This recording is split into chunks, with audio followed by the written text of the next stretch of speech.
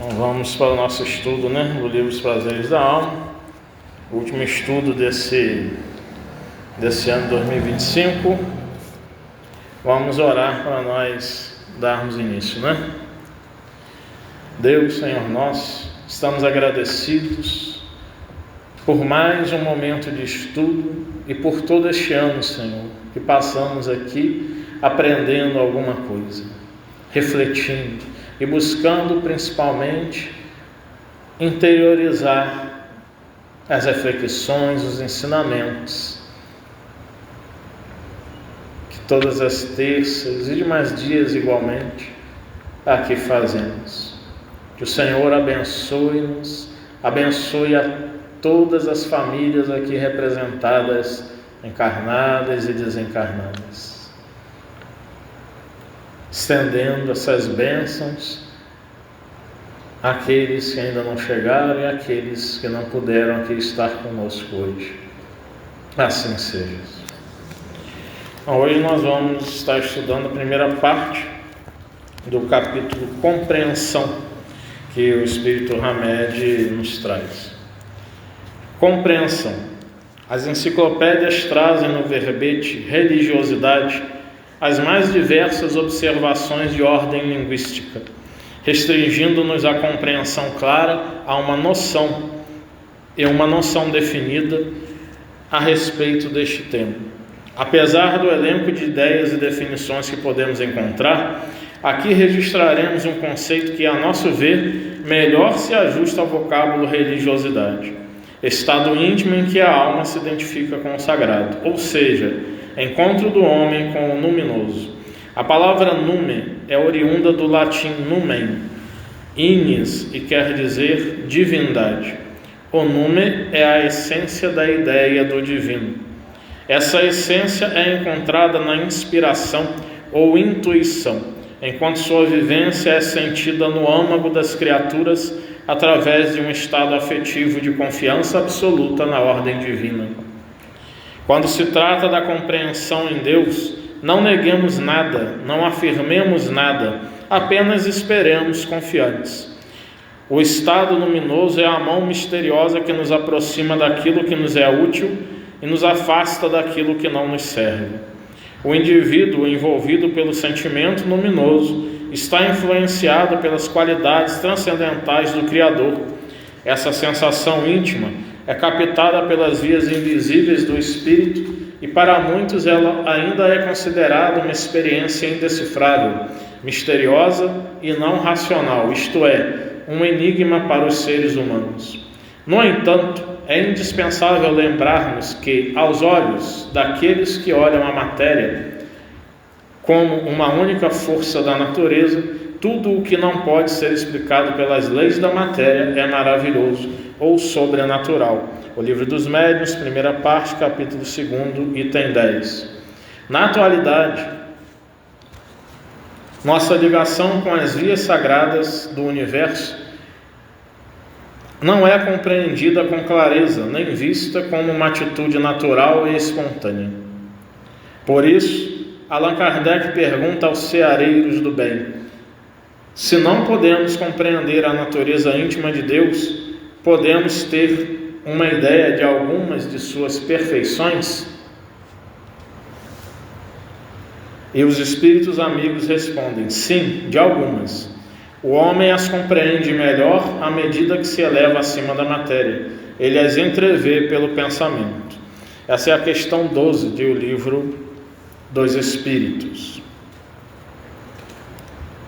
O templo da compreensão do sagrado ou luminoso não está em percorrer um caminho florido e verdejante numa planície tranquila e pitoresca, e sim em escalar o cume de uma montanha majestosa, onde se passa pelas trilhas íngremes da inspiração e pelas sendas estreitas da introspecção. Quando estivermos dispostos a nos soltar e nos entregar nas mãos divinas, poderemos compreender que esse estado de confiança e entrega a Deus nada mais é do que possibilidades naturais, são capacidades peculiares ou comuns a todos os homens. Deveríamos compreender que o entendimento humano é limitado e que existem fatos e situações que não podemos resolver por nós mesmos. Somente confiando na inteligência superior é que as coisas inexplicáveis começam a revelar-se em nossa vida. É indispensável, porém, entendermos a expressão lançarmos-nos nas mãos de Deus como uma manifestação valorosa de devoção e fé, e jamais como uma manifestação de entrega desesperada diante da perda e ruína. No primeiro caso, ela possui o significado de que o bem maior deve prevalecer acima de qualquer solução ou julgamento de nossa parte. Quanto mais cultivarmos a compulsão de tudo saber e resolver, mais as respostas nos escaparão e menores serão as oportunidades de dissolvermos as dificuldades existenciais. Todavia, não podemos nos esquecer de que as dádivas que Deus nos conferiu não devem servir como passaporte para a apatia, já que o livre-arbítrio, a inteligência, a vontade e o senso crítico são dons que podemos e devemos utilizar para enfrentarmos as crises que surgem em nosso cotidiano. No segundo caso, existe uma expressão de acomodação, apatia e má vontade. É uma postura de virar as costas para a orientação celeste. Aí está implícita toda uma atitude de não pedir nem esperar ajuda, mas simplesmente de querer que a solução apareça como num conto de fadas. Para compreender as dádivas de Deus, às vezes é necessário cerrarmos os olhos para tudo que nos rodeia e abandonarmos a nossa síndrome de onipotência e de inflexível obstinação, qual seja a de supervalorizar as próprias ideias, resoluções e empreendimentos. Permanecermos em um estado luminoso quando possuímos a compreensão plena de ser sustentados pela força sagrada do universo. Vivemos em estado luminoso quando nos soltamos e nos entregamos só a Deus e nele confiamos.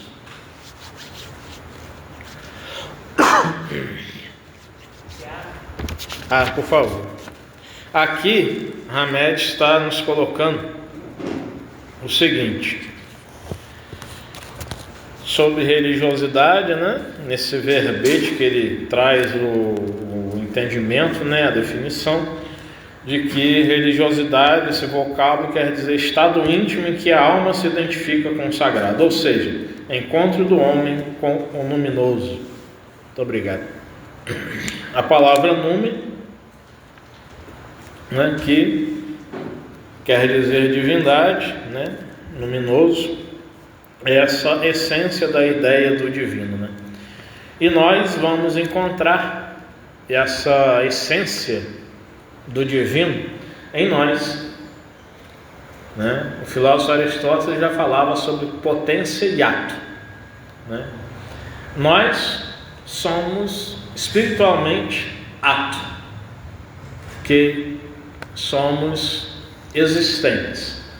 O espírito, nessa visão filosófica de Aristóteles, é um ato,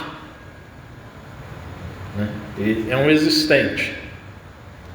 E o que tem de potência nesse espírito? Potência para Aristóteles é aquilo que pode ser transformado em alguma coisa.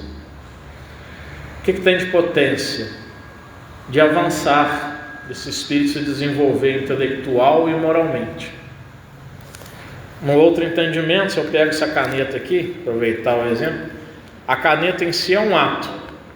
Ela é uma caneta e nós sabemos que ela tem uma função. Ela serve para que nós venhamos a escrever. Mas para sair um livro dessa caneta, o que é preciso? É preciso que uma potência pensante, um ser humano, assegure e escreva. Então esse ser humano vai estar usando da função qual a caneta representa. Vai dar potência ao ato, ao ser que existe. Então nós temos essa potência de desenvolvermos a divindade em nós. No Evangelho segundo João, no capítulo 18, versículos 34 a 35, 36, Jesus faz perguntas aos fariseus, mas são perguntas que estão afirmando falas do Antigo Testamento. Quando os fariseus fazem algum questionamento a Jesus Cristo, ele diz assim: não está escrito na lei, vós sois deuses, e todos vós sois filhos do Altíssimo? Isso está onde? No Salmo 82, verso 1. Jesus fazendo uma pergunta no sentido de não está escrito na lei? E o que significa isso? Vós sois deuses. Exatamente as questões de potência que nós estamos falando aqui. Nós não somos deuses em existência, mas todos nós somos deuses, somos divinos em essência. E deuses nós podemos mudar para a palavra espírito. Como diz Kardec em O Livro dos Espíritos, em suas explicações, o que eram os deuses gregos, senão os espíritos? Espíritos benevolentes, espíritos que estavam ali fazendo um bem a um povo. Então os deuses eram espíritos bons, esses eram os deuses. E nós somos deuses em gestação, estamos num processo de progresso espiritual.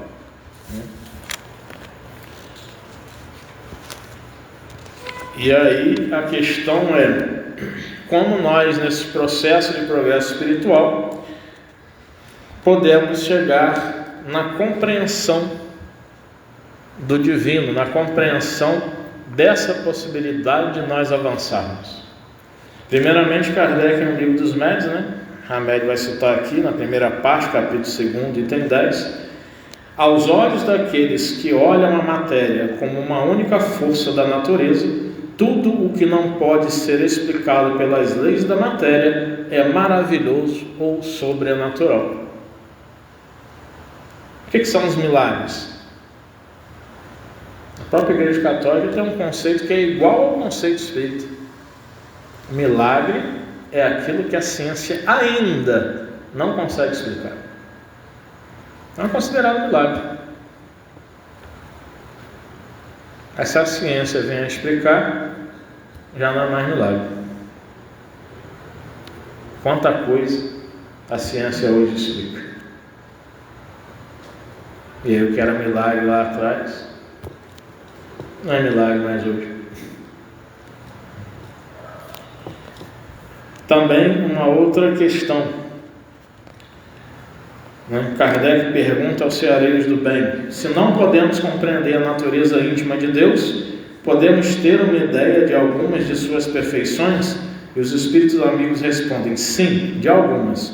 O homem as compreende melhor à medida que se eleva acima da matéria. Ele as entrevê pelo pensamento. Mas o que esses homens, nós seres humanos, entrevemos pelo pensamento? De qualidades, dessa natureza íntima, dessas perfeições em Deus. Na realidade nós não enxergamos, porque o que nós colocamos de perfeições em Deus, já falamos isso em outros estudos, são qualidades humanas ainda. É aquilo que, se a gente sabe que Deus não pode ser mau, então Deus é bom. Se Deus não pode ser feio, Deus é bonito. Se Deus não pode feio, no sentido filosófico, tá, gente? No sentido de bonito, no sentido de belo, de uma estética, de algo que é aprazível, Se Deus não pode ser inferior, ele tem que ser superior. Se Deus não pode ser material, ele é imaterial. Se Deus não é corpóreo, ele é incorpóreo. São questões humanas ainda que nós colocamos em Deus, porque nós não temos a capacidade, o sentido de alcançar o que é Deus. Primeira questão do Livro dos Espíritos: o que é Deus? Eu estou lendo um livro, Sei a Serenidade, de Herculano Pires. Sei a Serenidade foi a tese que o Herculano Pires fez para sua formação em filosofia, em sua época. Ele ele vai filosofar ali sobre essa questão, vai dizer o quanto que a resposta dos espíritos superiores ainda é uma resposta humanizada. Deus é a inteligência suprema, causa primária ou primeira de todas as coisas. Nós sabemos que a inteligência é um atributo do Espírito. Mas quando fala em inteligência suprema, o que nós podemos pensar? Uma inteligência que tem todos os dados do universo? É um supercomputador? É o que é essa inteligência? Nós não conseguimos alcançar isso. Então, dos méritos louváveis de Allan Kardec, ao fazer esse questionamento aos espíritos, é primeiro, ele impessoaliza Deus. Ele não coloca Deus como uma pessoa. Segundo, ele traz Deus como um objeto de estudo mais diferente de uma pessoa deificada, isto é, de uma pessoa tornada Deus, como os irmãos de diversas denominações cristãs colocam, Jesus Cristo é Deus, o Pai é Deus, o Filho é Deus, o Espírito Santo é Deus. Nós espíritas não somos trinitaristas, nós espíritas, falando teologicamente, somos unitaristas. Só há um Deus, e a essência desse Deus é exclusivamente dele. Ela não está distribuída, repartida, como se queira tentar explicar isso para nenhum outro ser. Então Jesus Cristo é um espírito criado tal como nós, simples e ignorante, que evoluiu dentro do seu tempo. Aí é outra questão para a gente filosofar e debater dentro do espiritismo nas questões metafísicas, É justo que Deus tenha criado cada espírito dentro de um tempo e não todos juntos? Por que Jesus Cristo avançou antes de nós e nós não poderíamos ser avançados então ao mesmo tempo? E está passando os perrengues da vida agora. Isso é justo ou não é justo? Aí é outra discussão. E também, para nós respondermos isso, teríamos que entrar na mente divina. É outro processo. Estou provocando vocês terem bastante pensamento sobre, meu Deus, e agora? Ficar mesmo, sair daqui com dúvida, e agora? Esse negócio de Deus agora. Vocês possam até pensar assim, acho que eu vou virar ateu. Não tem problema, tá bom, a provocação fez efeito. Estão entendendo nada desse negócio. Mas não é para entender, realmente. Porque não é para entender. É para a gente buscar até refletir. Mas uma coisa que o Hamed chama a atenção é o seguinte, quando ele fala assim: quanto mais cultivarmos a compulsão de tudo saber e resolver, mais as respostas nos escaparão e menores serão as oportunidades de dissolvermos as dificuldades existenciais. Fazermos perguntas é importante. Agora, querermos tudo saber, tudo resolver, aí nós temos que pensar até que ponto isso possa ser um orgulho de nossa parte. Uma forma de nós dizermos assim: eu sei explicar tudo o que se passa na minha vida e na vida de todo mundo. Não, ninguém sabe. Nem a pessoa mais espírita, se é que existe no mundo, vai saber. E se essa pessoa souber, ela está sendo orgulhosa. Ela vai ter a humildade suficiente de reconhecer que cada um tem as suas... os seus níveis, de espiritualidade e de compreensão. Então, querer saber tudo realmente é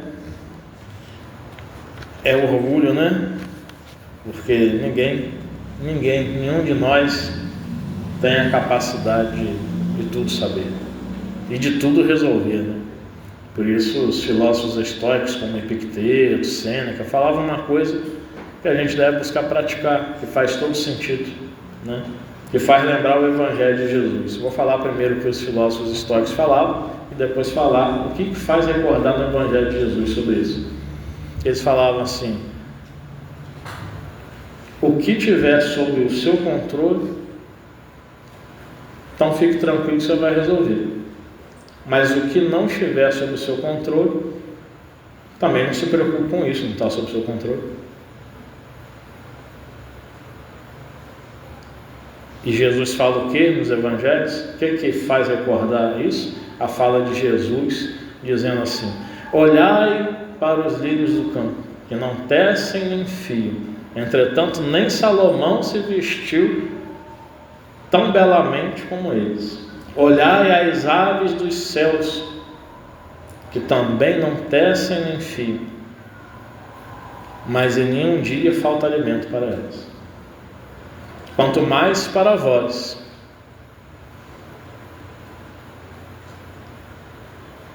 Isso que eu faço essa ligação com a sabedoria dos filósofos estoicos, com a sabedoria que Jesus traz para a gente. Porque é muito comum, né, nós ficarmos ligados na questão do controle, principalmente querendo controlar o outro, desejando que o outro faça conforme eu quero que seja feito, esquecendo que cada um tem a sua individualidade, segue o seu caminho e tem o seu momento na vida. Então, quando nós fazemos isso, nós estamos querendo impor a nossa vontade, nosso querer sobre os outros. E quando nós também percebemos que estão querendo nos controlar, nós precisamos também nos colocarmos, né, a fim de que não venhamos a cumprir com o desejo dos outros, que cedamos ao nosso desejo, façamos aquilo que nós queremos fazer, né? Como o Marcelo você estava falando, não denuncia o negócio do gato não sei o que, é a fala dele. Agora o meu desejo pode ser outro, de denunciar. E se o meu desejo eu vou denunciar, né? Ele não tem esse controle sobre mim, né? Agora eu posso entender que o que ele está falando é algo para meu bem. Agora, se o que ele está falando para o meu bem, se eu vou cumprir entendendo isso, de não fazer essa denúncia, aí é uma questão minha comigo. Isso está um exemplo bem prático, né? Que aí fica bem claro, né? E é isso, gente. O horário já, né? Veio aqui, vamos dar boa noite pessoal aqui. Bia já chegou aí. A Claudinha, né? Uma boa noite aqui. Infelizmente hoje não consegui chegar cedo para eu estar participando aí com vocês. Meu filho e eu querendo muito ir, mas chegamos do trabalho agora. Tudo quanto se pode, tá aqui participando online, né? E lembrando que essa é a última reunião de tratamento desse ano de 2025 e vamos retornar, né? A gente entra de férias, vamos retornar, se eu não me engano, no dia 24 de fevereiro, né? Após o carnaval. Mas, lembrando que qualquer emergência, né? Nós estamos à disposição, só nos chamar. Vamos orar para a gente encerrar esse primeiro momento.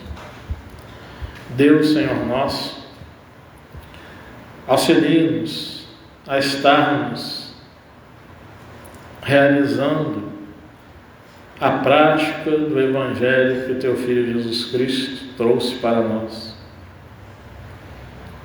Abençoe, Senhor, a cada um aqui presente, encarnado ou desencarnado, aos que nos assistem online, aos que nos assistirão depois.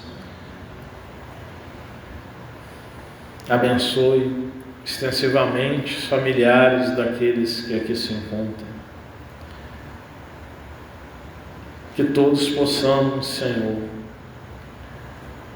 tanto no Natal quanto no final desse ano, não apenas estarmos vibrando em boa sintonia nesses momentos de celebração, mas buscarmos planejar principalmente o ano de 2026, buscando olhar mais para nós enquanto espíritos que somos, e assim diminuindo tantos fardos que venhamos a carregar desnecessariamente.